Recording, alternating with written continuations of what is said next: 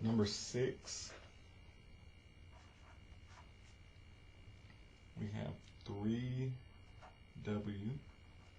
to the negative 1/3 power in the numerator, and that is divided by w to the 4/3 power.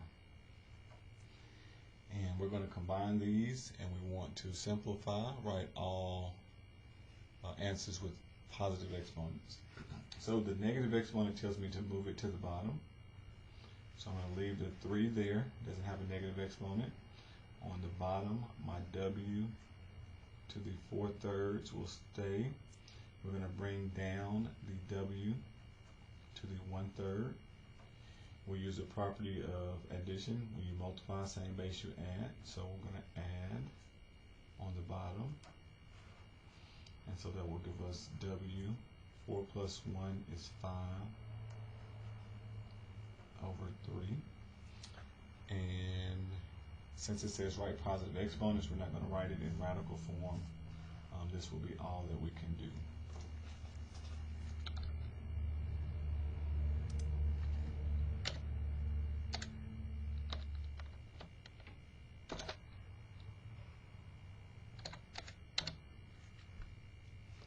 We got an S, I need a W.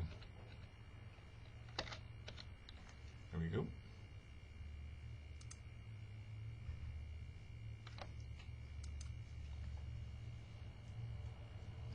Okay, number 7, this is going to be application problem. So it says if P dollars in principal grows to $A after T years with annual interest, the interest rate is given by R equals A divided by P raised to the 1 divided by T power minus 1.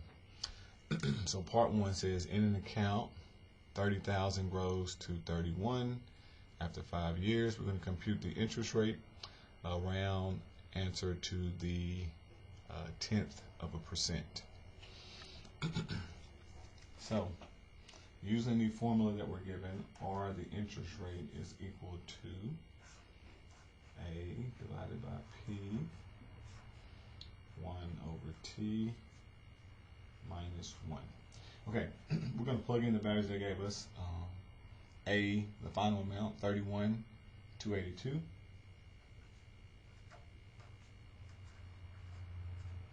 Divided by the principal, the starting amount, which was the 30,000. This is going to be raised to the 1 over T power, so this is 1 divided by the number of years we were told, 5 years. So this is 1 over 5, and then we're going to subtract 1. So in the calculator, I'm going to just write this as a 5th root of this, and then subtract 1. And then that's going to give us decimal form. We'll convert it to percent and then solve.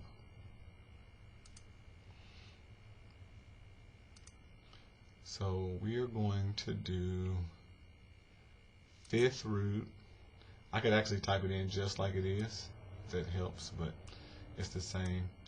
Let's just do that. Parentheses, alpha, y equal, enter. I'm going to make the fraction bar so it just helps. Otherwise, you would put the top in parentheses and the bottom, and then you have to put a whole fraction around it to make sure that goes correctly. 31,282 over 30,000.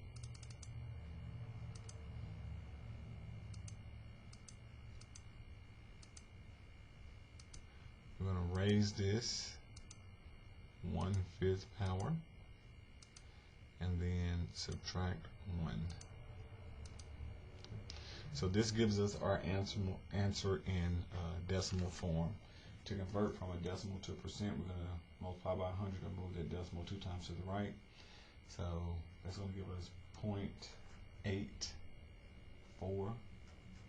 And it wants us to round to the nearest 1/10 of a percent. So here, 4 is not 5 or larger, so it's just going to be 0.8%.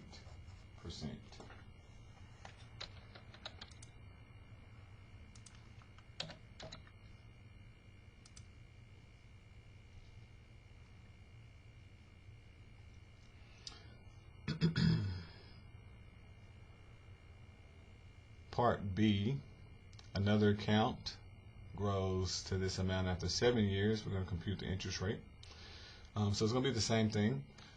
Nice about using the calculator, I can recall the last thing I typed in. So if I hit second and enter, it brings up the last thing I just typed in. A lot of these numbers are very similar, and we're doing the same thing. So I'm just going to go and change the numerator to 135 at the end. The denominator is still 30, and I'm going to change that to a 7. So I'm just going to arrow back, and I'm going to type over 135. I did a 3. 135. And then I'm going to change the 5 to a 7. Okay. So same information, same type of problem.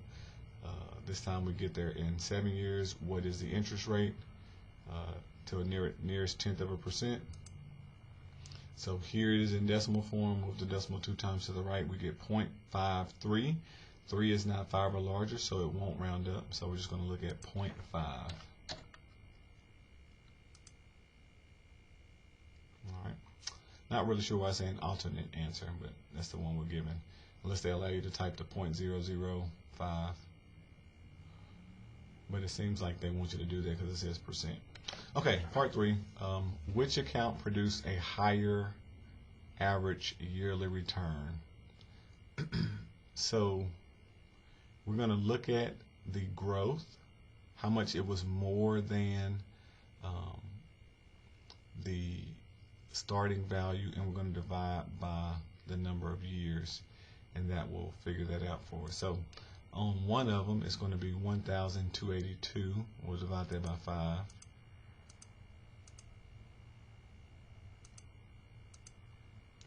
So average per year is 256.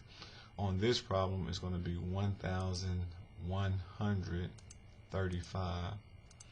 And we're going to divide that by 7. Just from that one being larger, the 1,282, you could probably tell that one will be bigger. So the higher average yearly return was the answer from part A, and you can see that interest rate was bigger too.